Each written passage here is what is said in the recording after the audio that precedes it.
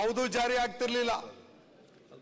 ಇವತ್ತು ಇಡೀ ರಾಷ್ಟ್ರದಲ್ಲಿ ನಮ್ಮನ್ನ ಇತರ ರಾಜ್ಯಗಳು ಅನುಕರಿಸ್ತಾ ಇದ್ದಾವೆ.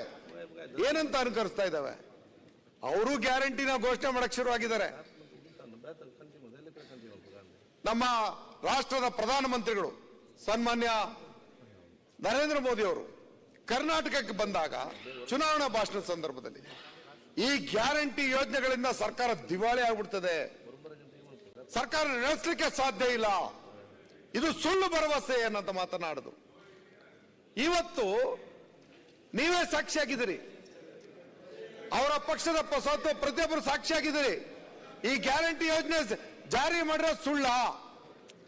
ಗ್ಯಾರಂಟಿ ಯೋಜನೆ ಜಾರಿ ಮಾಡಕ್ಕೆ ಆಗಲ್ಲ ಅಂದಮೇಲೆ ನಿಮ್ಮ ಕ್ಷೇತ್ರದಲ್ಲೂ ನಿಮ್ಮ ಮತಕ್ಷೇತ್ರಗಳಲ್ಲೂ ಈ ಗ್ಯಾರಂಟಿ ಯೋಜನೆ ಫಲಾನುಭವಿಗಳು ಅರ್ಜಿ ಹಾಕಬಾರ್ದು ಅಂತ ನೀವು ಯಾರು ಹೇಳಿದ್ರ? ಇದನ್ನ ಪಡ್ಕೊಳ್ಳೋದು ತಪ್ಪು ಅಂತ ಹೇಳಿದ್ರ?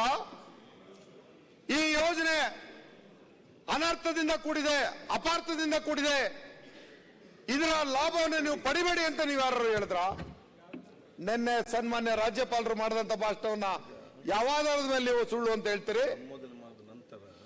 ನಿಮ್ಮ ಮನೆ, ನಿಮ್ಮ ಬೆಂಬಲಿಗರು, ನಿಮ್ಮ ಕ್ಷೇತ್ರದ ಮತದಾರರು, ಎಲ್ಲ ಜನಾಂಗದ ಬಡವರು ಈ ಯೋಜನೆಯ ಲಾಭವನ್ನು ಪಡೆದ ಮೇಲೆ ಯಾವ ಆಧಾರದ ಮೇಲೆ ಇದನ್ನ ಸುಳ್ಳು ಅಂತ ಹೇಳ್ತೀರಾ?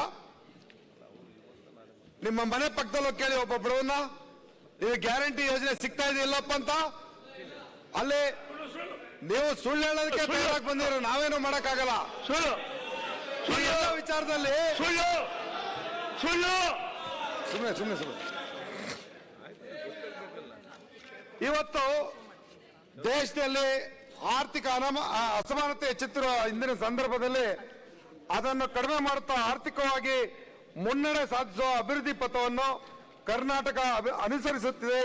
ಅಭಿವೃದ್ಧಿ ಎಂದರೆ ಕೇವಲ ಆರ್ಥಿಕ ಅಭಿವೃದ್ಧಿ ಮಾತ್ರವಲ್ಲ, ಸುಸ್ಥಿರ ಅಭಿವೃದ್ಧಿ, ಸಾಮಾಜಿಕ ಸಾಮರಸ್ಯಗಳು ಕೂಡ ಅದರಲ್ಲಿ ಸೇರಿವೆ. ಈ ಆಯಾಮಗಳೆಲ್ಲ ಕರ್ನಾಟಕ ಮಾದರಿಯನ್ನು ನನ್ನ ಸರ್ಕಾರ ಅಧಿಕಾರಕ್ಕೆ ಬಂದ ಕ್ಷಣದಿಂದಲೇ ಅನುಸರಿಸುತ್ತಾ ಬಂದಿದೆ. ಈ ಮಾದರಿಯನ್ನು ಇನ್ನಷ್ಟು ಸಶಕ್ತಗೊಳಿಸಿ ಕರ್ನಾಟಕ ರಾಜ್ಯವನ್ನು ಇಡೀ ದೇಶದಲ್ಲಿ ವಿಶಿಷ್ಟವಾಗಿ ರೂಪಿಸುವುದು ನನ್ನ ಸರ್ಕಾರದ ಗುರಿಯಾಗಿದೆ. ಈ ಮಾತು ನಿಮ್ಮಲ್ಲಿ ಕುಹಕಕ್ಕೆ ಕಾರಣ ಆಗ್ತಿದೆ ಅನ್ನೋದನ್ನ ನಾನು ನಿನ್ನೆ ನೀವೆಲ್ಲರೂ ಪತ್ರಿಕೆಗಳಿಗೆ ಹೇಳಿಕೆ ಕೊಟ್ಟಾಗ ನಾನು ಗಮನಿಸಿದ್ದು. ಇಲ್ಲಿ ನಾವು ಉಳ್ಳವರಿಗೆ ಮಾತ್ರ ಇವತ್ತು ರಾಷ್ಟ್ರದಲ್ಲಿ ಆದಾಯ ಯಾರ ಹತ್ರ ಹೋಗ್ತಾ ಇದೆ? ಈ ದೇಶದ ಸಂಪತ್ತು ಎತ್ತಸಾಗ್ತಾ ಇದೆ. ಬಡವನಿಗೆ ಯೋಜನೆಗಳೇನು? ಬಡವನ ಪಾಲಿನ ಕಲ್ಯಾಣ ಕಾರ್ಯಕ್ರಮಗಳೇನು? ಅವನನ್ನು ಮೇಲೆತ್ತಕ್ಕಂಥ ಯೋಜನೆಗಳೇನು? ಈ ವಿಚಾರವಾಗಿ ರಾಷ್ಟ್ರದಲ್ಲಿ ಎಲ್ಲೂ ಇಲ್ಲದೆ ಇರತಕ್ಕಂಥ ವಿಚಾರವನ್ನ ನಮ್ಮ ಸರ್ಕಾರ ಜವಾಬ್ದಾರಿಯಿಂದ ಹೆಜ್ಜೆ ಇಡ್ತದೆ ಅಂದ್ರೆ ನೀವು ಮುಕ್ತ ಕಂಠದಿಂದ ಸ್ವಾಗತಿಸಿ ಬೆಂಬಲಿಸಬೇಕು ಅನ್ನೋದು ನನ್ನ ವಾದ. ಈ ವಿಚಾರದಲ್ಲಿ ಹೆಚ್ಚುತ್ತಿರ್ತಕ್ಕಂಥ ಆರ್ಥಿಕ ಅಸಮಾನತೆಯಿಂದ ಬಸವಳಿದ ಜನರಿಗೆ ಸರ್ಕಾರ ಕೊಟ್ಟಂತ 5 ಗ್ಯಾರಂಟಿಗಳ ಬಗ್ಗೆ ಅದರ ಅವಶ್ಯಕತೆ ಎಷ್ಟಿತ್ತು ಅನ್ನೋದಕ್ಕೆ ಇವತ್ತು ರಾಜ್ಯದಲ್ಲಿ ಅರ್ಜಿಗಳ ಮಹಾಪೂರನೇ ಹರಿದು ಬಂದಿರತಕ್ಕಂಥದ್ದು ಸಾಕ್ಷಿ. ಈ ದಾಖಲೆ ನೀವು ಯಾರು ಬೇಕಾದ್ರೂ ನೀವು ತಗೊಳ್ಳಿ.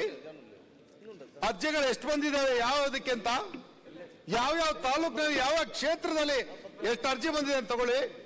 ಹಾಗಾದ್ರೆ ಗ್ಯಾರಂಟಿ ಬೇಡ ಅಂತ ಆ ಜನ ಹೇಳಿದ್ರೆ ನಿಮ್ಮ ಮಾತಿಗೆ ಬೆಲೆ ಸಿಕ್ತಿತ್ತು. ನನಗೆ ಯಾಕೋ ನೀವು ನಿಮ್ಮ ಜನತೆಗೆ ವಿರುದ್ಧವಾಗಿದ್ದೀರಿ ಅನ್ನೋಂಥ ಭಾಸ ಆಗ್ತಾ ಇದೆ ಇಲ್ಲಿ. ಇನ್ನು ಸಂಪತ್ತು ಕೆಲವೇ ವ್ಯಕ್ತಿಗಳಲ್ಲಿ ಕ್ರೋಢೀಕೃತವಾಗಿತ್ತು. ಇದನ್ನು ಹಂಚತಕ್ಕಂಥ ಕೆಲಸ ತಪ್ಪ ಸನ್ಮಾನ್ಯ ಅಧ್ಯಕ್ಷೆ?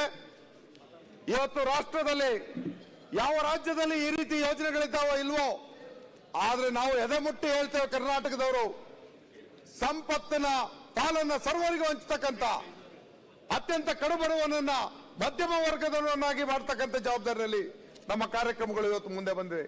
ಇದನ್ನೇ ಸನ್ಮಾನ್ಯ ರಾಜ್ಯಪಾಲರು ನೆನ್ನೆ ಹೇಳಿದ್ದು. ಇದನ್ನ ಸುಳ್ಳು ಅಂತ ಯಾವ ಮಾತಿನಲ್ಲಿ ಹೇಳ್ತೀರಿ? ಇವತ್ತು ಬಡವನನ್ನ ಅತಿ ಬಡವನನ್ನಾಗಿ ಮಾಡಬೇಕು ಅನ್ನೋದು ನಿಮ್ಮ ಉದ್ದೇಶನ? ಯಾತಕ್ಕಾಗಿ ಈ ಮಾತು ನಿಮ್ಮ ಬಾಯಿಂದ?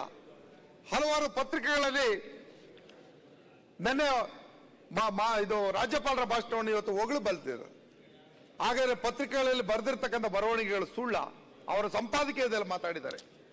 ಅದನ್ನ ಮುಂದೆ ನಾನು ನಿಮ್ಮ ಮುಂದೆ ಇಡ್ತೇನೆ. ಅದರ ಜೊತೆಗೆ ನಮ್ಮಲ್ಲಿ ಇವತ್ತು 5 ಗ್ಯಾರಂಟಿಗಳನ್ನ ಸಮರ್ಪಕವಾಗಿ ಅನುಷ್ಠಾನ ಮಾಡ್ತಿರ್ಬೇಕಾದ್ರೆ ಸಣ್ಣ ಪುಟ್ಟ ವ್ಯತ್ಯಾಸಗಳು, ಆ ಒಂದು ಬ್ಯಾಂಕ್ ವಿಚಾರದಲ್ಲೋ ಅವರ ಆಧಾರ್ ಕಾರ್ಡ್ ವಿಚಾರದಲ್ಲೂ ಜೋಡಣೆ ವಿಚಾರದಲ್ಲೂ ಸಣ್ಣ ಪುಟ್ಟ ತಪ್ಪಾಗಿರೋದನ್ನು ಕೂಡ ಸರಿ ಮಾಡ್ತಾ ಇರ್ತಕ್ಕಂಥದ್ದನ್ನ ನಾವು ನೋಡ್ತಾ ಇದ್ದೀವಿ. ಈ ಒಂದು ಭವಿಷ್ಯದತ್ತ ದೃಷ್ಟಿ ನೆಟ್ಟಿರುವ ಫ್ಯೂಚರಿಸ್ಟಿಕ್ ಸರ್ಕಾರ ಇದು. ಅದರ ಜೊತೆಯಲ್ಲಿ ನೆಮ್ಮದಿಯ ನಾಳೆಗಳನ್ನ ಜನತೆಯ ಪಾಲಿಗೆ ಸಂತೃಪ್ತಿಯಿಂದ ಇರತಕ್ಕಂಥ ರೀತಿಯಲ್ಲಿ ತರುವ ಉದ್ದೇಶನ ಹೊಂದಿರತಕ್ಕಂಥದ್ದು. ಈ ನೀತಿಗಳಲ್ಲಿ ಹೊಸತನವನ್ನ ಅಳವಡಿಸಿಕೊಂಡಿದೆ. ಆರ್ಥಿಕತೆ ಬೆನ್ನೆಲುಬಾಗಿರುವ ಕೃಷಿ, ಕೈಗಾರಿಕೆ ಹಾಗೂ ಸೇವಾ ರಂಗಗಳಲ್ಲಿ ಹೊಸ ಭರವಸೆಗಳನ್ನು ಹುಟ್ಟುಹಾಕಿ ಉದ್ಯೋಗಾವಕಾಶಗಳನ್ನು ಹೆಚ್ಚಿಸಲು ಹಾಗೂ ಜೀವನ ಭದ್ರತೆಯನ್ನು ಕಲ್ಪಿಸಲು ಅಗತ್ಯವಿರುವ ಎಲ್ಲಾ ಕ್ರಮಗಳನ್ನು ಸರ್ಕಾರ ಕೈಗೊಳ್ತಾ ಇದೆ ಅನ್ನೋದನ್ನ ಮುನ್ನುಡಿಯನ್ನ ಬರೆದಿರ್ತಕ್ಕಂಥದ್ದನ್ನ ನೀವು ಗಮನಿಸಬೇಕಾಗಿರ್ತಕ್ಕಂಥದ್ದು. ಈ ಮುನ್ನುಡಿಯನ್ನ ಪ್ರಥಮ ಹೆಜ್ಜೆಯಲ್ಲೇ ನೀವು ಟೀಕೆ ಮಾಡಿದ್ರೆ ಸಾಧನೆಗೆ ಅಡ್ಡಿಪಡಿಸ್ತಾ ಇದ್ದೀರಿ ಅನ್ನೋದು ಜನತೆಗೆ ಭಾಸ ಆಗುತ್ತೆ. ಚುನಾವಣೆ ಮುಂದಿಟ್ಕೊಂಡು ನೀವು ಸುಳ್ಳು ಹೇಳಕ್ ಹೋಗ್ಬೇಡಿ. ಇರ್ಲಿ, ನಿಮ್ಮ ಸುಳ್ಳುಗಳನ್ನ ಜನ ನೋಡಿ ಆಗಿದೆ, ನಮ್ಮ ಭರವಸೆಯ ಜಾರಿಯನ್ನು ಕೂಡ ಜನ ನೋಡಿ ಆಗಿದೆ. ಮುಂದಿನ ದಿನ ಇನ್ನೇನು ಹತ್ರದಲ್ಲೇ ನಾವು ನೀವು ಸಮರಕ್ಕೆ ಸಜ್ಜಾಗ್ತಾ ಇದ್ದೀವಿ, ಅಲ್ಲಿ ನೋಡೋಣ. ತಂತ್ರಜ್ಞಾನದ ಹೊಸ ಹೊಸ ಆವಿಷ್ಕಾರಗಳು ಜೀವನದ ಎಲ್ಲಾ ರಂಗಗಳನ್ನು ವ್ಯಾಪಕವಾಗಿ ಆವರಿಸಿಕೊಳ್ತಾ ಇದೆ. ಹೊಸ ಅವಕಾಶಗಳನ್ನು ಸೃಷ್ಟಿಸುತ್ತಿವೆ.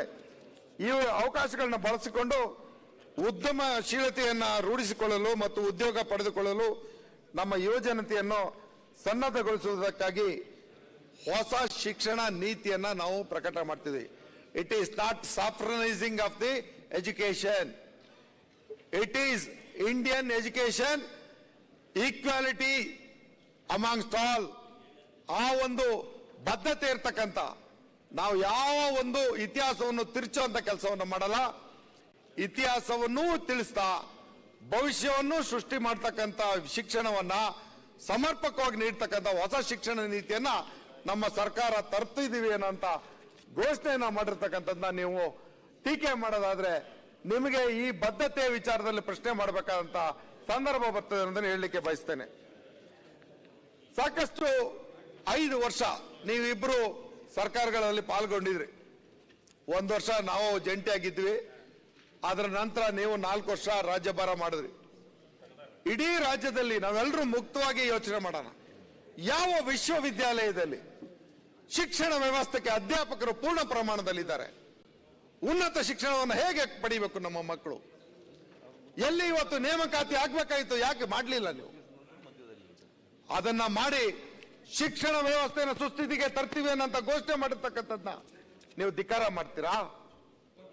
ಇದು ನಮ್ಮ ಮುಖ್ಯಮಂತ್ರಿಗಳು, ನಮ್ಮ ಸರ್ಕಾರದ ಬದ್ಧತೆಯನ್ನ ನೀವು ಪ್ರಶ್ನೆ ಮಾಡೋದಾದ್ರೆ ನಮ್ಮ ಮಕ್ಕಳಿಗೆ ಶಿಕ್ಷಣನೇ ಬೇಡ ಅಂತಾರೆ ನಿಮ್ಮ ಮಾತು. 8 ತಿಂಗಳಲ್ಲಿ ನಮ್ಮ ಸರ್ಕಾರ ರಾಷ್ಟ್ರಕವಿ ಕುವೆಂಪು ಅವರ ಆಶಯವಾದ ಸರ್ವ ಜನಾಂಗದ ಶಾಂತಿಯ ತೋಟ, ರಾಜ್ಯದ ಸರ್ವಾಂಗೀಣ ಅಭಿವೃದ್ಧಿಗಳನ್ನ ಸರ್ಕಾರದ ಧ್ಯೇಯ ವಾಕ್ಯಗಳನ್ನಾಗಿ ಇಟ್ಕೊಂಡು ಇವತ್ತು ಮುನ್ನಡೀತಾ ಇದೆ. ಈ ಜವಾಬ್ದಾರಿನಲ್ಲಿ ಈ 2 ಧ್ಯೇಯಗಳನ್ನು ಸಮರ್ಥವಾಗಿ ಅನುಷ್ಠಾನ ಮಾಡಿದೆ ಎಂಬ ಹೆಮ್ಮೆಯನ್ನ ನಿನ್ನೆ ರಾಜ್ಯಪಾಲರು ತಮ್ಮ ಭಾಷಣದಲ್ಲಿ ಉಲ್ಲೇಖ ಮಾಡಿದ್ದಾರೆ. ಈ ಯೋಜನೆಗಳು ಒಂದು ಜಾತಿ ಮತ್ತು ಒಂದು ಪ್ರದೇಶಕ್ಕೆ, ಒಂದು ಧರ್ಮಕ್ಕೆ ಅನ್ವಯವಿದೆ. ನಾಡಿನಲ್ಲಿರ್ತಕ್ಕಂಥ ಎಲ್ಲ ರೀತಿಯ ಅರ್ಹ ಜನರಿಗೆ ಯಾವುದೇ ಮಧ್ಯವರ್ತಿಗಳ ಹಸ್ತಕ್ಷೇಪವಿಲ್ಲದೆ, ಇದನ್ನ ದಯವಿಟ್ಟು ನೋಟ್ ಮಾಡ್ಕೊಳ್ಳಿ. It is DBT, direct benefit transfer, no mediator here. ನಮ್ಮ ಸರ್ಕಾರದಲ್ಲಿ ನೀವಿಟ್ಟಿದ್ದಂತ ಮಧ್ಯವರ್ತಿಗಳಿಗೆ ತಿಲಾಂಜಲಿ ಹೇಳಿ ಸ್ವಂತ ನೇರವಾಗಿ ಜನರಿಗೆ ತಲುಪತಕ್ಕಂತ, ಅವರ ಅಕೌಂಟ್ಗಳಿಗೆ ತಲುಪತಕ್ಕಂತ ನರೇಂದ್ರ ಸ್ವಾಮಿ ಒಂದೇ ನಿಮಿಷ ಸರ್ವ ಜನಾಂಗದ ಶಾಂತಿಯ ತೋಟ ಅಂತ ಹೇಳಿದ್ರಿ. ಅದ್ರ ಬಗ್ಗೆ ಸ್ವಲ್ಪ ಇದ್ರ ಬಗ್ಗೆನೂ ಬೆಳಕು ಚೆಲ್ರಿ.